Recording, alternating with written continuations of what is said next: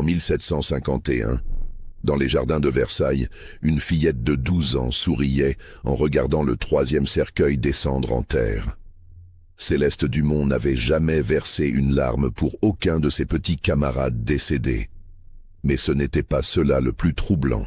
Le plus troublant, c'était que chaque fois qu'un enfant mourait mystérieusement dans les environs du château, Céleste se trouvait toujours à proximité, et toujours parfaitement innocente.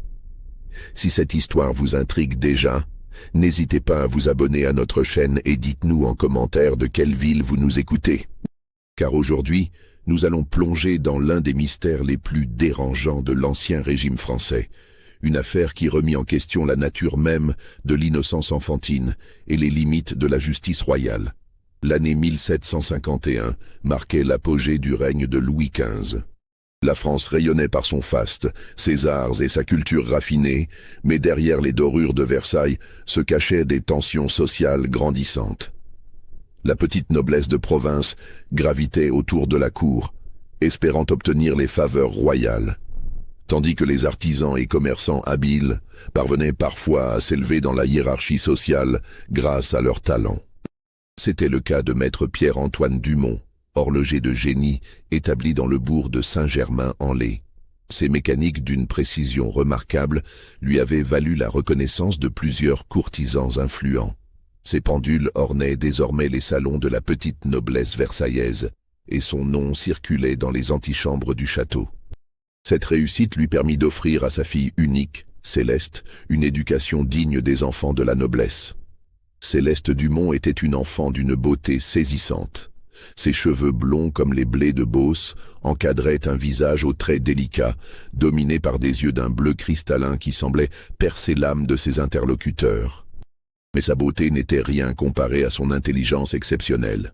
À 12 ans, elle lisait couramment le latin et le grec, maîtrisait l'arithmétique comme un commis expérimenté et discourait de philosophie avec une aisance qui stupéfiait les adultes.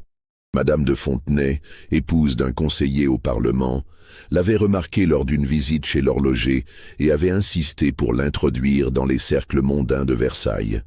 Elle organisait régulièrement des réceptions où les enfants de la petite noblesse se retrouvaient sous la surveillance de gouvernantes pendant que leurs parents évoluaient dans les salons adjacents. Ces gatherings enfantins se déroulaient dans les somptueux jardins de l'hôtel de Fontenay, une demeure du XVIIe siècle située à quelques lieues de Versailles. Cette résidence, héritée par Madame de Fontenay de sa grand-mère maternelle, incarnait le raffinement architectural de l'époque classique. Ses façades de pierre blonde s'ornaient de sculptures délicates, ses fenêtres à meneaux filtraient la lumière dorée de l'Île-de-France, et ses jardins à la française s'étendaient sur plusieurs arpents, ponctués de bosquets, de fontaines et de pavillons de plaisance. L'intérieur rivalisait avec les plus beaux hôtels parisiens, parquets de marqueterie, lambris dorés, tapisseries des Gobelins, mobilier signé des plus grands ébénistes du royaume. La bibliothèque, riche de plusieurs milliers de volumes reliés de cuir, abritait les œuvres des philosophes les plus en vue, les traités d'éducation de l'époque et une collection remarquable d'ouvrages scientifiques que Madame de Fontenay, femme éclairée, consultait régulièrement. Les enfants y jouaient, récitaient leurs leçons et participaient à des activités éducatives soigneusement organisées selon les préceptes pédagogiques modernes. Ces réceptions suivaient un protocole précis. Arrivée des familles vers 2 heures de l'après-midi. Collation raffinée servie dans la grande salle à manger, puis séparation des adultes et des enfants pour leurs divertissements respectifs. Les parents se retiraient dans les salons pour converser de littérature, de politique et des affaires de la cour, tandis que leur progéniture évoluait dans les appartements qui leur étaient réservés, sous la surveillance attentive de gouvernantes expérimentées. L'atmosphère était celle d'une enfance dorée et protégée, loin des réalités parfois cruelles du monde adulte. Ces jeunes êtres, destinés aux plus hautes fonctions du royaume, grandissaient dans un cocon de privilèges, d'éducation raffinée et de relations sociales soigneusement orchestrées.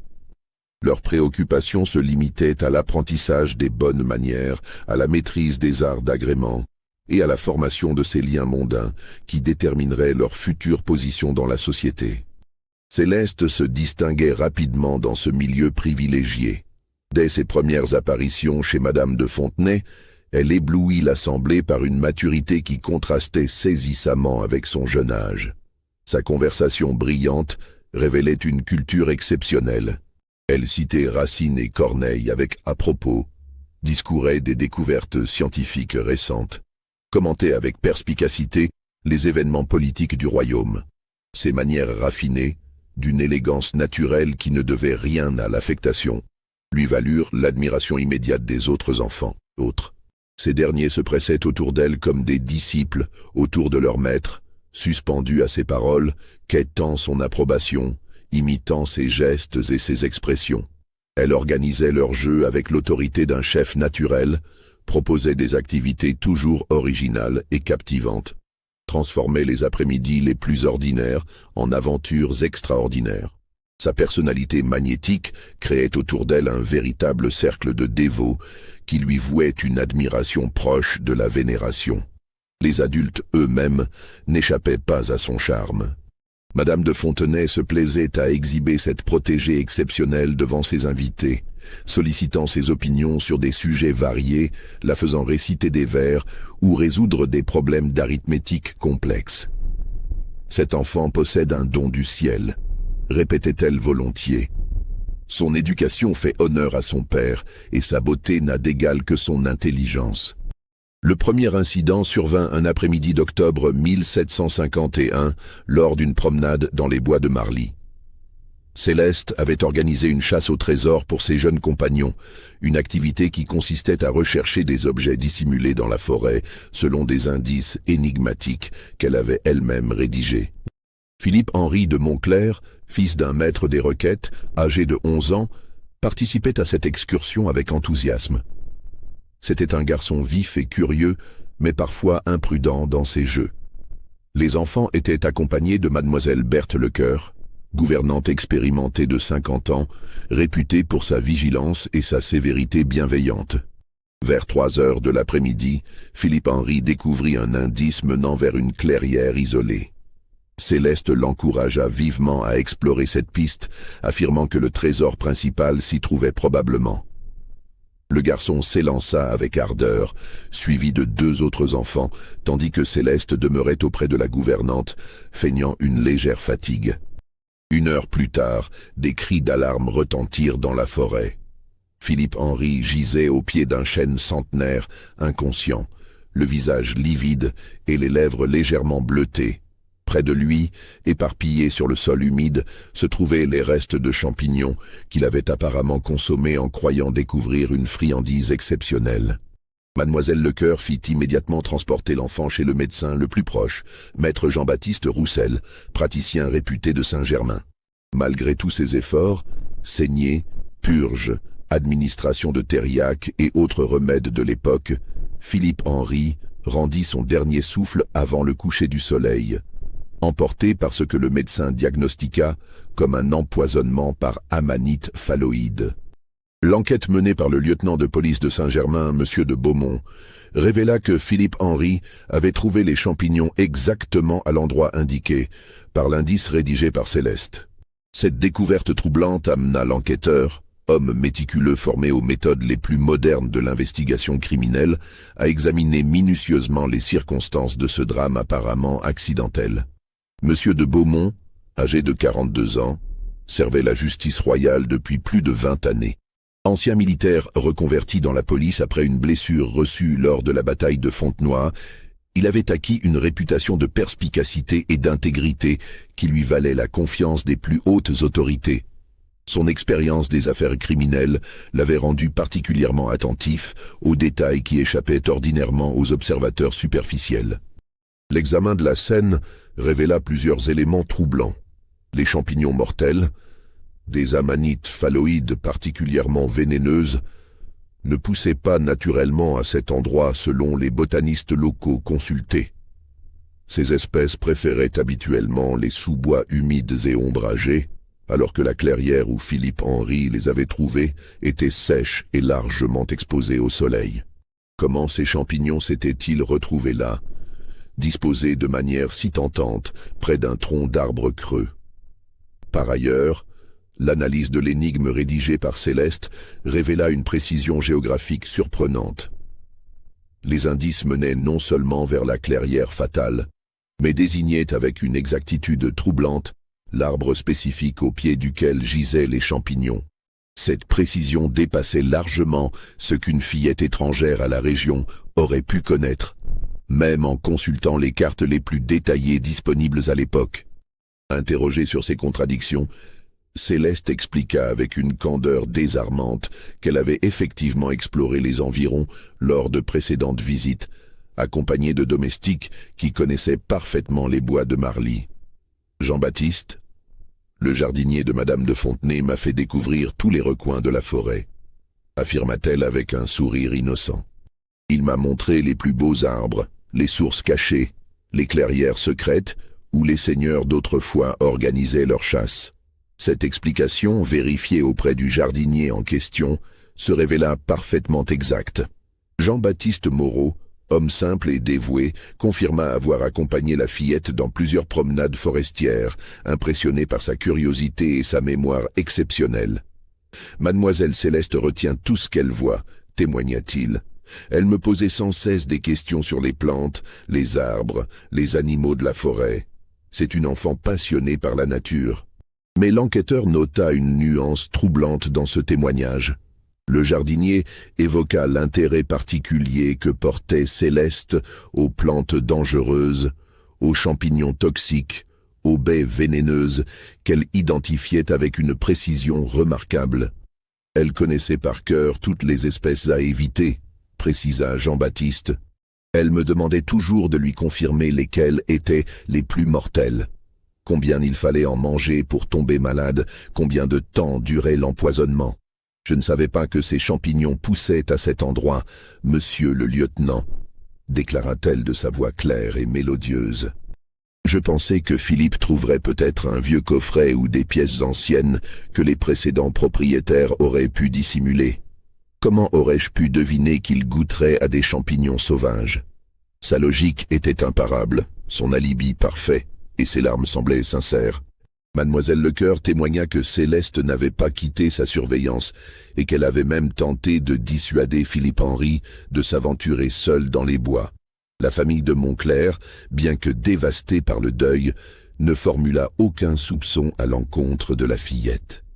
L'affaire fut classée comme accident tragique, résultat de l'imprudence naturelle d'un enfant curieux. Mais dans les salons de Versailles, certains murmures commencèrent à circuler, car ceux qui observaient attentivement avaient remarqué quelque chose d'étrange. Au moment où l'on annonça la mort de Philippe Henry, Céleste Dumont esquissa un sourire presque imperceptible, un sourire qu'elle réprima aussitôt en portant son mouchoir à ses yeux. Les semaines qui suivirent la mort de Philippe Henry furent marquées par un mélange troublant de deuil et de normalité. La famille de Montclair se retira dans ses terres de Normandie pour porter le deuil, tandis que les activités mondaines reprenaient progressivement leur cours habituel dans les cercles versaillais. Céleste Dumont sembla profondément affectée par la disparition de son camarade. Elle porta des rubans noirs pendant plusieurs semaines et fit célébrer une messe pour le repos de l'âme du défunt, payée avec ses économies personnelles. Cette démonstration de piété et de tristesse acheva de convaincre les derniers sceptiques de sa parfaite innocence. Madame de Fontenay, touchée par la maturité dont faisait preuve la fillette face à cette épreuve, décida de renforcer son rôle de protectrice. Elle obtint de Maître Dumont l'autorisation d'emmener Céleste à plusieurs réceptions importantes, où celle-ci fit sensation par sa grâce précoce et sa conversation spirituelle. Le marquis de Pompadour lui-même, frère de la favorite royale, la complimenta publiquement sur son éducation remarquable. « Cet enfant possède un esprit rare », déclara-t-il lors d'un souper chez la comtesse de Maillebois. Elle sera un jour l'ornement de notre société. Ces éloges flatteuses renforcèrent la position sociale de Céleste et de son père.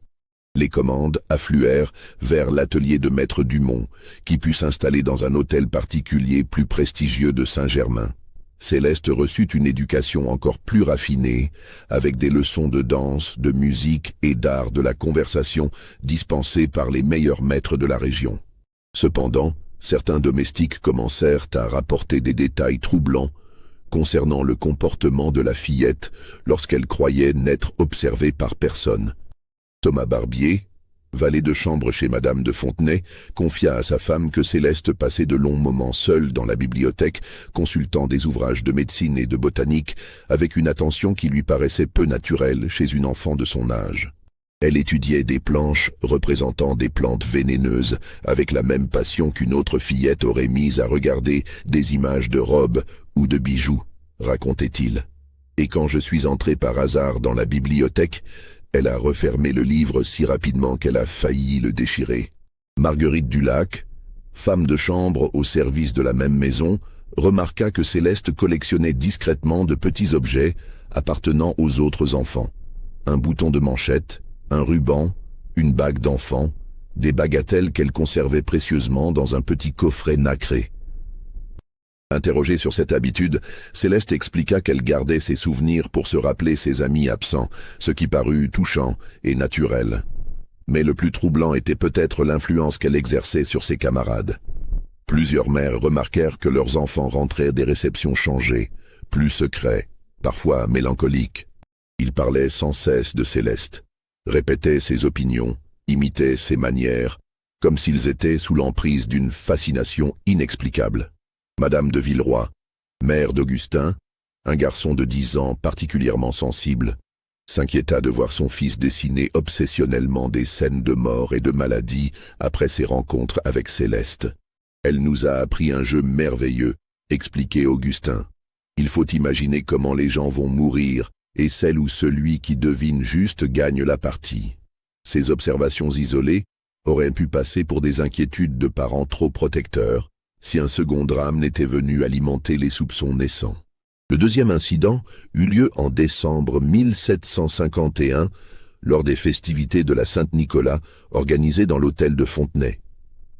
La tradition voulait que les enfants participent à des jeux et des divertissements, avant de recevoir des présents offerts par leurs parents. Cette année-là, Céleste avait proposé d'organiser une représentation théâtrale adaptée d'une fable de La Fontaine. Elle avait elle-même écrit les dialogues et distribué les rôles, s'attribuant naturellement le personnage principal. La pièce devait se jouer dans les appartements supérieurs de l'hôtel, transformé pour l'occasion en petit théâtre. Parmi les participants se trouvait Marie-Angélique de Sauveterre, fillette de 10 ans, fille d'un fermier général particulièrement fortuné.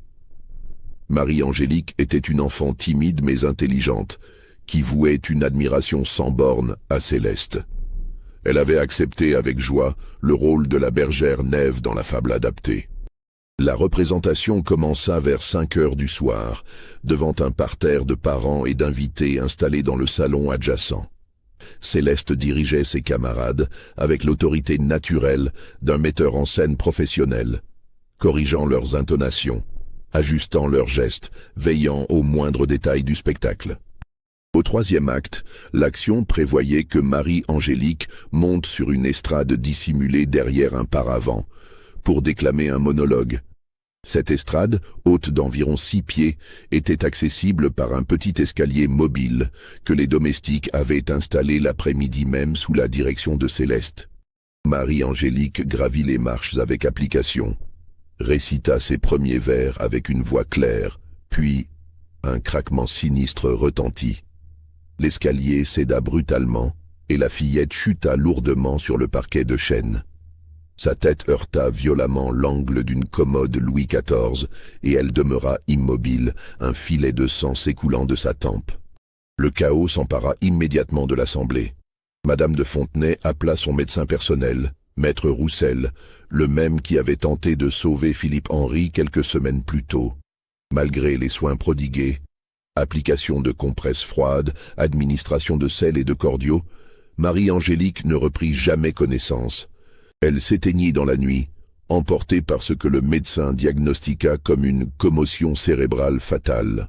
L'enquête menée cette fois par le prévôt de Versailles, M. Delacroix, révéla que l'escalier avait cédé à cause d'une défaillance des attaches métalliques. Ces attaches, examinées par un expert menuisier, présentaient des traces de corrosion artificielle, comme si elles avaient été trempées dans un produit acide. Interrogée, Céleste expliqua qu'elle avait demandé aux domestiques de vérifier la solidité de l'installation, mais qu'elle leur avait fait entièrement confiance pour les aspects techniques. « Je ne connais rien aux questions de menuiserie, monsieur le prévôt », déclara-t-elle avec une candeur désarmante. « Comment aurais-je pu deviner que l'escalier était défaillant? J'ai moi-même failli l'emprunter juste avant Marie-Angélique. » Effectivement, plusieurs témoins confirmèrent que Céleste avait posé le pied sur la première marche, puis avait cédé galamment la priorité à sa camarade. Son comportement durant le drame avait été exemplaire. Elle avait été la première à porter secours à Marie-Angélique, avait appelé à l'aide et avait montré tous les signes d'une émotion sincère. Cependant, l'enquête révéla un détail troublant. Jean-Baptiste Mercier, maître menuisier chargé de l'expertise, découvrit que la corrosion des attaches correspondait exactement aux effets de l'eau forte, un produit utilisé par les artisans pour graver les métaux. Or, maître Dumont, père de Céleste, utilisait régulièrement cette substance dans son atelier d'horlogerie pour décorer les boîtiers de ses pendules. Interrogé discrètement, l'horloger confirma posséder de l'eau forte, mais affirma que sa fille n'avait jamais eu accès à ces produits chimiques. Céleste s'intéresse à mon travail, mais je lui interdis formellement d'entrer dans l'atelier quand j'utilise des substances dangereuses, témoigna-t-il. Elle est bien trop obéissante pour désobéir à mes consignes. L'affaire fut une nouvelle fois classée comme accident tragique, d'autant que la famille de Sauveterre ne souhaitait pas prolonger une enquête douloureuse. Mais les langues commençaient à se délier dans les salons versaillais. 2 enfants morts mystérieusement en moins de 3 mois, toujours en présence de la même fillette. Cette coïncidence interpellait les esprits les plus rationnels. Madame de Villeroy, déjà inquiète du comportement de son fils Augustin, confia ses soupçons à quelques amis proches. « Cet enfant porte malheur », murmurait-elle. « Il y a quelque chose dans son regard, quelque chose qui me met mal à l'aise. Elle observe tout, note tout, et on dirait qu'elle anticipe les événements. » Ces murmures parvinrent aux oreilles de Madame de Fontenay, qui refusa catégoriquement d'entendre de telles insinuations. « Céleste Dumont est une enfant exceptionnelle, victime de coïncidences malheureuses, » déclarait-elle fermement. Ceux qui la soupçonnent sont des esprits malveillants qui cherchent un bouc émissaire à leurs propres angoisses. Si ces spéculations commencent à vous donner des frissons, n'hésitez pas à liker cette vidéo et dites-nous en commentaire ce que vous pensez qu'il va arriver à Céleste. Car son histoire ne faisait que commencer et le pire était encore à venir. L'hiver 1751 fut particulièrement rigoureux. Les salons parisiens et versaillais se replièrent dans leurs intérieurs chauffés, multipliant les réceptions intimes où la haute société se retrouvait pour échapper à la morosité de la saison. Ces gatherings, plus fréquents, intensifièrent naturellement les contacts entre les enfants des familles influentes. Céleste Dumont continuait de fasciner son entourage par sa précocité intellectuelle et sa beauté angélique. Mais plusieurs observateurs attentifs commencèrent à noter des détails troublants dans son comportement. Le père Mathieu Béranger, confesseur de plusieurs familles de la noblesse de robe, remarqua que la fillette posait des questions étrangement précises sur les circonstances de certains décès historiques. Elle s'intéresse aux épidémies, aux empoisonnements célèbres, aux accidents mortels survenus dans les grandes familles, confiait-il discrètement à son supérieur, l'abbé de Montmorency. Ces questions sont toujours formulées avec une innocence apparente, mais elles révèlent une connaissance troublante des méthodes par lesquelles la mort peut frapper. Durant ces longues soirées hivernales, Céleste prit l'habitude d'organiser des jeux intellectuels pour ses camarades. Elle proposait des énigmes complexes, des charades savantes, des concours de mémoire qui mettaient en valeur sa supériorité naturelle. Mais le plus inquiétant était un jeu qu'elle avait baptisé « Les prophéties ». Ce divertissement consistait à prédire l'avenir des personnes présentes en se fondant sur l'observation de détails physiques, de traits de caractère ou de circonstances familiales.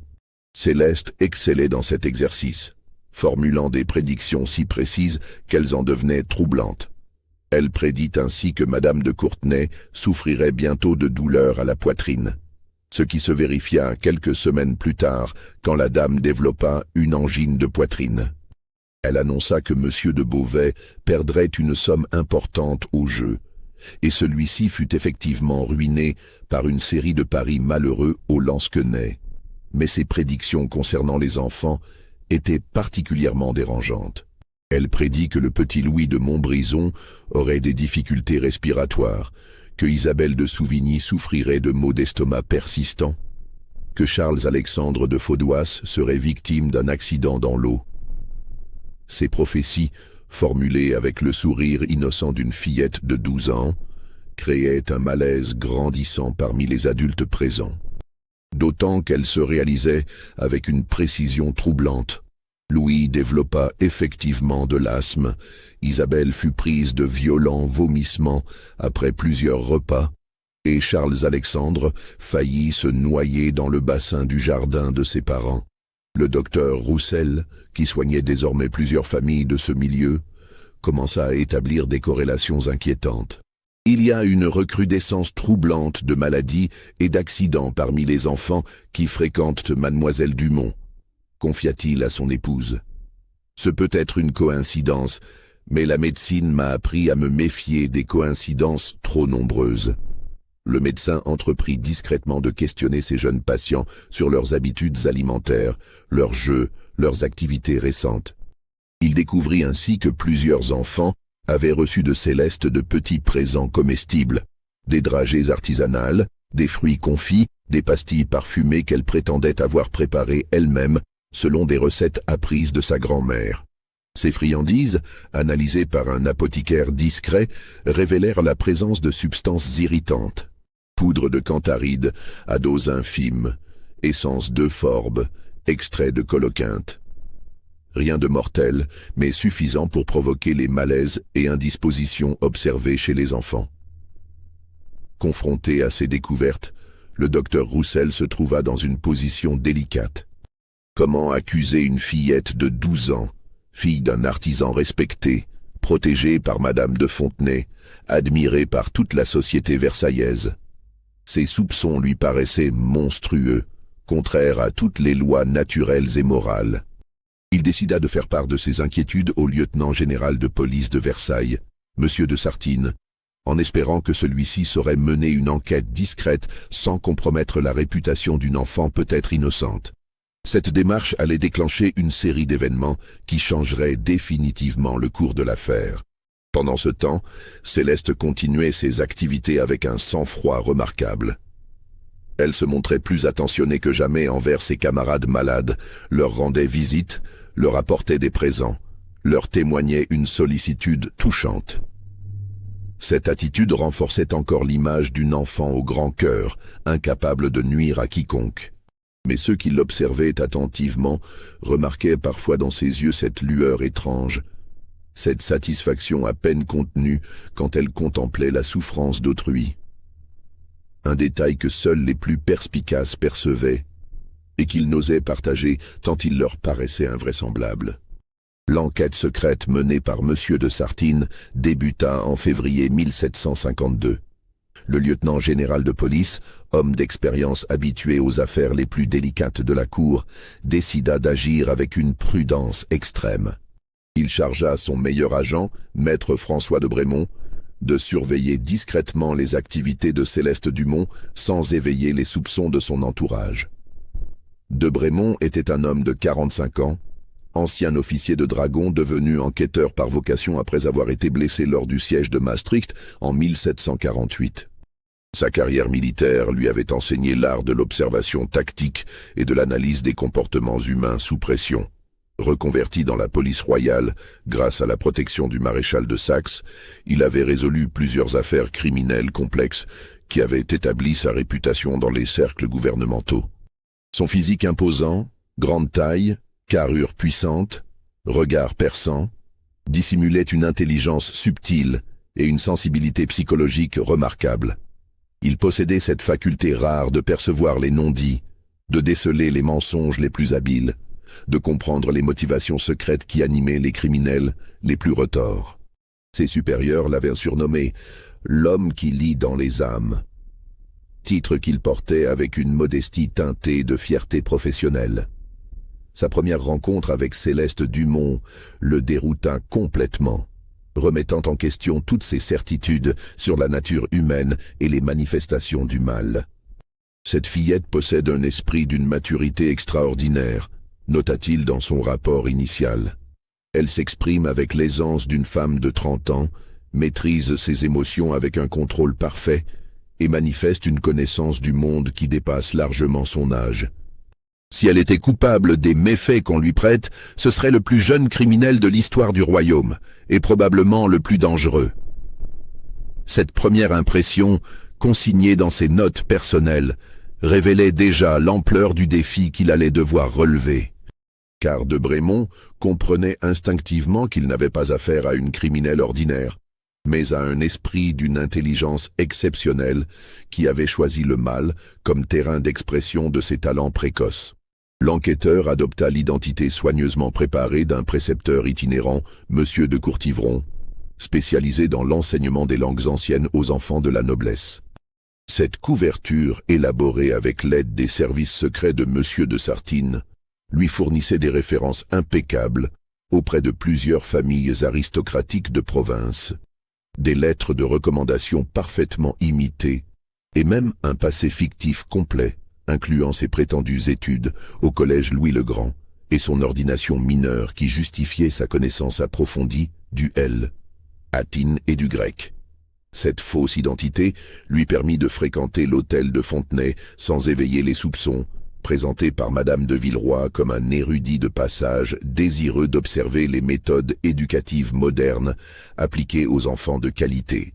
Sa présence parut naturelle dans ce milieu où circulaient régulièrement des personnages cultivés, abbés mondains, savants de passage, artistes en quête de protection, qui enrichissaient les conversations et contribuaient à l'éducation raffinée de la jeunesse aristocratique. Cette couverture lui permit d'observer Céleste dans son environnement naturel, de la voir évoluer parmi ses pairs, de mesurer l'influence qu'elle exerçait sur son entourage. Ce qu'il découvrit le bouleversa progressivement, lui révélant une vérité plus troublante que tout ce qu'il avait pu imaginer dans ses pires hypothèses. La fillette manipulait son entourage avec un art consommé. Elle identifiait instinctivement les faiblesses de chacun et savait en jouer pour obtenir ce qu'elle désirait. Avec Madame de Fontenay, elle se montrait respectueuse et reconnaissante, flatteuse sans excès. Avec les autres enfants, elle alternait encouragement et critique subtile pour maintenir son ascendant. Avec les domestiques, elle usait de petites gentillesses pour s'assurer leur complicité involontaire. De Brémond découvrit ainsi que Céleste avait accès à l'office de l'hôtel de Fontenay grâce à la complicité de Marie-Jeanne Dubois, cuisinière attendrie par les compliments de la fillette sur ses talents culinaires. Mademoiselle Céleste vient parfois m'aider à préparer les collations pour les enfants, expliquait naïvement la cuisinière. Elle a des mains de fée et connaît des recettes délicieuses apprises de sa défunte grand-mère. Cette grand-mère, soit dit en passant, n'avait jamais existé. Maître Dumont confirma à l'enquêteur que sa propre mère était morte quand Céleste n'avait que 3 ans, et que la mère de son épouse avait vécu en Provence toute sa vie sans jamais rencontrer sa petite fille.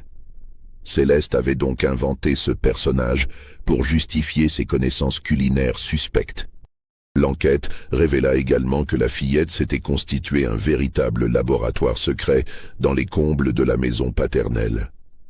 Elle y conservait des fioles contenant diverses substances, des plantes séchées, des notes rédigées dans une écriture minuscule et même des journaux détaillant les habitudes et les faiblesses de ses camarades. Ces journaux, rédigés avec une précision clinique, contenaient des observations terrifiantes. Philippe Henry mange tout ce qu'on lui propose sans méfiance. Il suffirait de mélanger les champignons à des noisettes pour qu'il les consomme sans réfléchir. Marie-Angélique a le vertige, mais refuse de l'avouer par orgueil. Elle monterait sur n'importe quelle hauteur pour ne pas paraître peureuse. Le plus troublant était un projet détaillé concernant Augustin de Villeroy, le fils de Madame de Villeroy, qui s'inquiétait déjà du comportement de son enfant.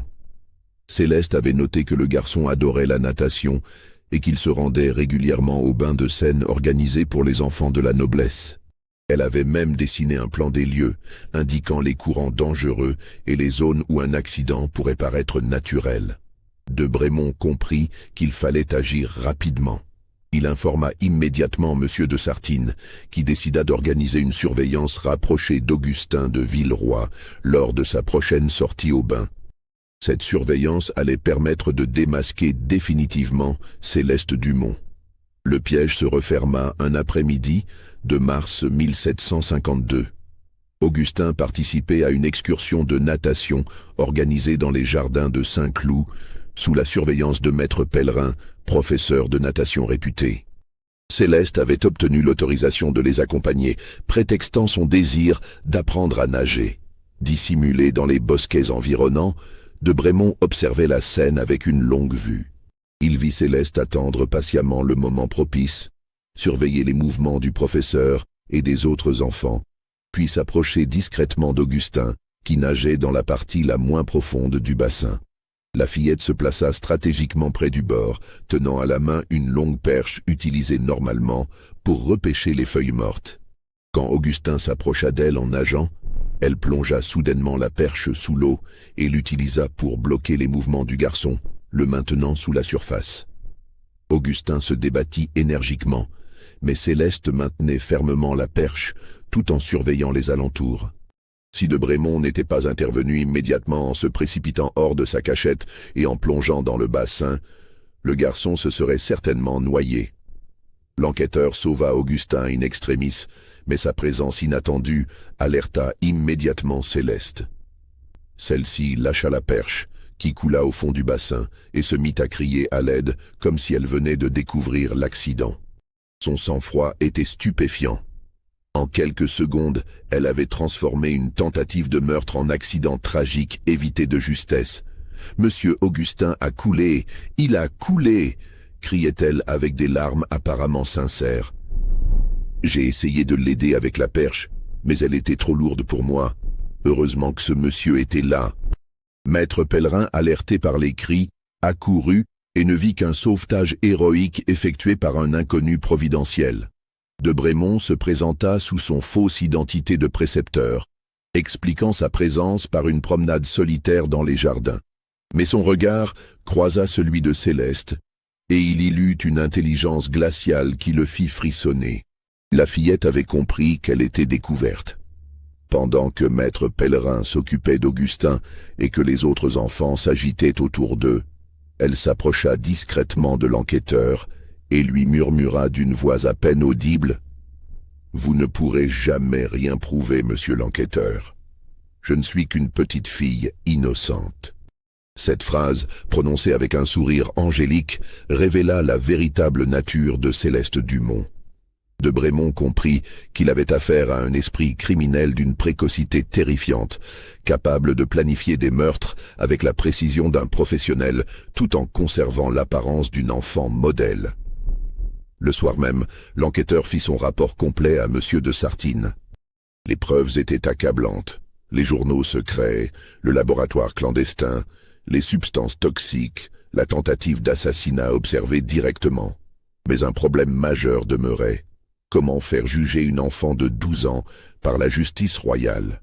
Le droit français de l'époque considérait qu'un enfant de moins de 14 ans ne pouvait être tenu pour pleinement responsable de ses actes. Céleste ne pouvait donc être jugée comme une adulte, et aucun tribunal n'accepterait de condamner à mort une fillette, quels que soient ses crimes. La justice se trouvait face à un cas sans précédent dans l'histoire du royaume. Monsieur de Sartine consulta discrètement les plus grands juristes de l'époque. Maître de Lamoignon, premier président du Parlement de Paris, fut formel. Même si cet enfant avait commis 100 meurtres, la loi nous interdit de la condamner comme un adulte. Tout au plus pourrait-elle être enfermée dans un couvent jusqu'à sa majorité, puis libérée si elle donne des signes de repentir. Cette perspective horrifia l'enquêteur, qui avait mesuré l'intelligence et la dangerosité de Céleste. « Cet enfant ne connaîtra jamais le repentir », écrivit-il dans son rapport final. Elle est dépourvue de conscience morale et considère les autres êtres humains comme des jouets qu'elle peut briser à volonté. La libérer à sa majorité reviendrait à lâcher un prédateur dans la société.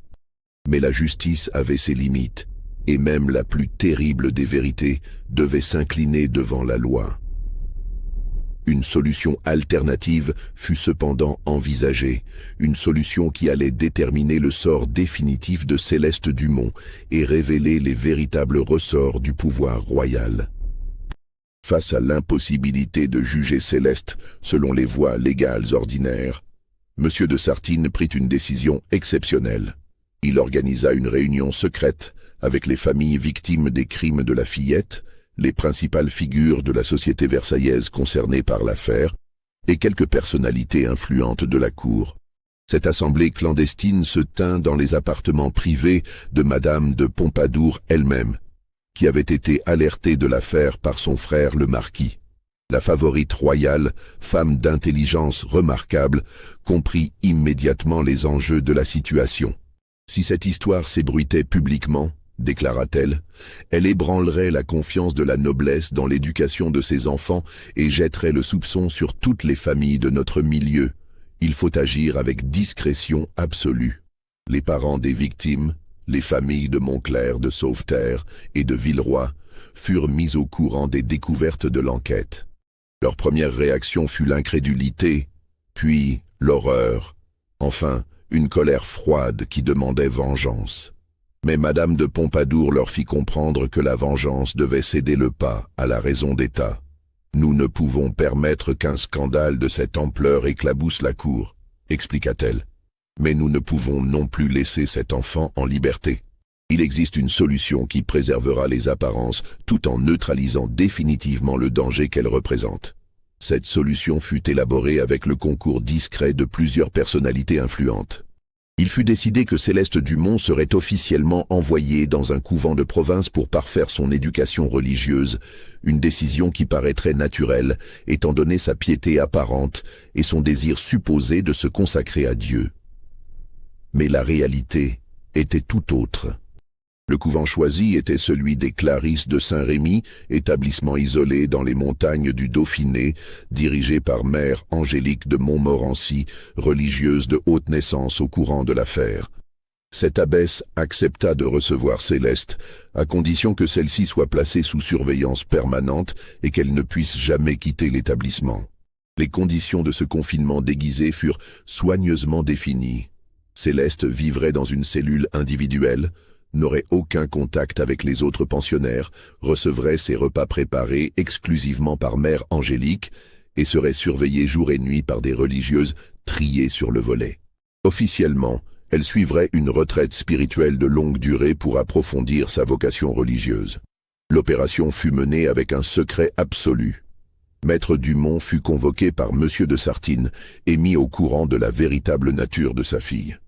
L'horloger, anéanti par ces révélations, accepta la solution proposée avec un mélange de soulagement et de désespoir. « Je savais qu'il y avait quelque chose d'anormal chez Céleste, » avoua-t-il, « mais je n'aurais jamais imaginé. Faites ce que vous jugez nécessaire, monsieur le lieutenant général, je ne veux plus jamais la revoir. » Céleste apprit sa destination lors d'une dernière réception chez Madame de Fontenay, organisée officiellement pour célébrer sa vocation religieuse naissante. La fillette accueillit la nouvelle avec un calme parfait. Comprenant immédiatement qu'il ne s'agissait pas d'un simple changement d'éducation, mais d'une condamnation déguisée. « Je me réjouis de cette opportunité d'approfondir ma foi, » déclara-t-elle, avec un sourire radieux qui trompa tous les invités présents. « J'espère devenir digne de servir Dieu et mes semblables. » Seul M. de Sartine et de Brémond, présents dans l'assistance, perçurent l'ironie glaciale de ces paroles. Le départ eut lieu par une nuit de mai 1752. Céleste monta dans la berline qui devait l'emmener vers son exil, avec la même grâce qu'elle avait montrée dans tous ses actes publics. Elle salua poliment ses accompagnateurs, s'installa confortablement sur les coussins de velours et regarda s'éloigner définitivement le château de Versailles et la société qui l'avait admirée. Durant le voyage de plusieurs jours vers le Dauphiné, Elle ne manifesta aucune émotion, ne pleura jamais, ne se plaignit de rien. Elle conversait aimablement avec ses gardiens, s'intéressait aux paysages, posait des questions intelligentes sur les régions traversées. Ceux qui l'accompagnaient auraient pu croire qu'elle partait en villégiature s'ils n'avaient connu la véritable raison de ce déplacement. Arrivée au couvent des Clarisses, Céleste fut accueillie par mère Angélique de Montmorency, femme de 60 ans, au regard perçant et à l'autorité naturelle. L'abbesse avait été prévenue en détail de la personnalité de sa nouvelle pensionnaire et s'était préparée à affronter un défi sans précédent dans sa longue carrière religieuse. « Soyez la bienvenue parmi nous, mon enfant », déclara mère Angélique lors de leur première entrevue. « J'espère que votre séjour ici vous permettra de trouver la paix que votre âme recherche. » Céleste répondit avec la déférence parfaite d'une postulante sincère. Mais l'abbesse lut dans ses yeux cette intelligence froide que de Brémond avait décrite dans ses rapports. Les premiers mois de réclusion se déroulèrent sans incident apparent. Céleste respectait scrupuleusement le règlement, participait aux offices religieux avec une piété exemplaire, étudiait les textes sacrés avec application, et ne donnait aucun signe de révolte ou d'agitation. Cette docilité parfaite inquiétait paradoxalement mère Angélique, plus que ne l'aurait fait une rébellion ouverte. Cet enfant joue la comédie de la conversion avec un talent consommé, écrivait-elle dans ses rapports secrets à Monsieur de Sartine. Elle récite les prières avec ferveur, médite des heures durant, pose des questions théologiques pertinentes, mais je sens qu'elle observe constamment, analyse, cherche une faille dans notre surveillance. Elle attend son heure. Cette heure ne vint jamais. Céleste Dumont, enfant prodige devenu criminel précoce, vécut recluse dans sa cellule du couvent des Clarisses, jusqu'à sa mort survenue en 1784, à l'âge de 45 ans. Officiellement, elle mourut de consomption après une longue maladie qui l'avait progressivement affaiblie. Mère Angélique, décédée quelques années plus tôt, avait été remplacée par mère Catherine de Beaumont, qui maintint fidèlement les conditions particulières de détention de cette pensionnaire extraordinaire. Durant ses 32 années de réclusion, Céleste ne reçut jamais de visite, n'entretint aucune correspondance, ne sortit jamais de l'enceinte du couvent. Elle consacra son temps à l'étude, à la prière et à la rédaction de mémoires spirituelles que l'abbesse brûlait régulièrement par précaution. Son comportement demeura irréprochable jusqu'au bout, mais les religieuses qui la côtoyaient témoignaient toutes de cette sensation troublante d'être en présence d'un être fondamentalement différent des autres. Sœur Marie-Claire, qui fut sa gardienne pendant plus de 20 ans, confia avant sa propre mort: « Mademoiselle Céleste était la créature la plus intelligente et la plus terrifiante que j'ai jamais rencontrée. Elle comprenait tout, analysait tout, mais il lui manquait quelque chose d'essentiel, comme si Dieu avait oublié de lui donner une âme. » L'affaire Céleste Dumont fut soigneusement effacée des archives officielles. Les familles concernées s'accordèrent pour n'en jamais parler. Les documents furent détruits, et seuls quelques initiés conservèrent la mémoire de ces événements extraordinaires. Madame de Fontenay, profondément marquée par sa méprise sur la véritable nature de sa protégée, se retira de la société versaillaise et vécut ses dernières années dans une piété austère. Maître Dumont ferma son atelier d'horlogerie et s'installa dans une ville lointaine sous un nom d'emprunt. Il ne se remaria jamais et mourut en 1772 sans avoir jamais prononcé le nom de sa fille devant quiconque. Dans son testament, il légua tous ses biens à des œuvres de charité, refusant qu'aucune trace de son nom subsiste pour la postérité. De Brémond, l'enquêteur qui avait démasqué Céleste, poursuivit sa carrière au service de la police royale, mais cette affaire le marqua définitivement. Il développa une méfiance instinctive envers les enfants trop précoces et s'intéressa particulièrement aux cas de criminalité juvénile, domaine alors totalement inexploré. Ses notes personnelles, conservées dans les archives familiales, contiennent cette réflexion troublante. J'ai rencontré des assassins endurcis, des empoisonneuses calculatrices, des conspirateurs sans scrupules, mais aucun ne m'a inspiré l'effroi que j'ai ressenti face à cette fillette de 12 ans. Le mal peut naître avec l'innocence et grandir dans l'ombre de la beauté. Monsieur de Sartine, devenu ministre de la Marine sous Louis XVI, emporta le secret de cette affaire dans la tombe. Sur son lit de mort, il confia simplement à son confesseur: « J'ai rencontré bien des criminels dans ma carrière, mais un seul m'a véritablement fait douter de la bonté naturelle de l'enfance. Dieu me pardonne, mais parfois le diable choisit les visages les plus angéliques pour accomplir ses œuvres. » L'histoire de Céleste Dumont soulève des questions troublantes qui résonnent encore aujourd'hui. Comment une enfant peut-elle développer une intelligence criminelle aussi précoce? Quels mécanismes psychologiques peuvent transformer un être humain en prédateur dès l'âge le plus tendre? Et surtout, combien d'autres Céleste Dumont ont-elles traversé l'histoire sans être démasquées, protégées par leur innocence apparente et l'incrédulité naturelle des adultes face au mal enfantin? Les archives du couvent des Clarisses furent détruites lors des troubles révolutionnaires de 1793. La tombe de Céleste, située dans le petit cimetière de l'établissement, ne porte aucune inscription et se confond aujourd'hui avec les autres sépultures anonymes de ce lieu oublié. Mais les habitants du village de Saint-Rémy conservent encore, transmise de génération en génération, la mémoire confuse d'une enfant maudite qui vécut recluse dans le couvent jusqu'à la Révolution. Cette légende locale évoque une fillette d'une beauté extraordinaire qui aurait porté malheur partout où elle passait, une enfant que même les religieuses craignaient et dont la mort aurait été accueillie avec soulagement par toute la communauté. Les détails se sont déformés avec le temps, mais le souvenir d'une présence inquiétante persiste dans la mémoire collective de cette région isolée. Vous venez de découvrir l'une des affaires les plus troublantes de l'Ancien Régime français. Une histoire qui interroge nos certitudes sur l'innocence enfantine et les limites de la justice humaine. Céleste Dumont a-t-elle réellement existé? Ces crimes atroces ont-ils vraiment été commis par une fillette de 12 ans? Les preuves ont disparu, les témoins sont morts depuis longtemps, et seul subsiste ce récit troublant qui nous force à regarder l'enfance avec un œil différent. Si cette histoire vous a donné des frissons et fait naître des questions dans votre esprit, n'hésitez pas à liker cette vidéo, à vous abonner à notre chaîne et surtout à partager vos réflexions en commentaire.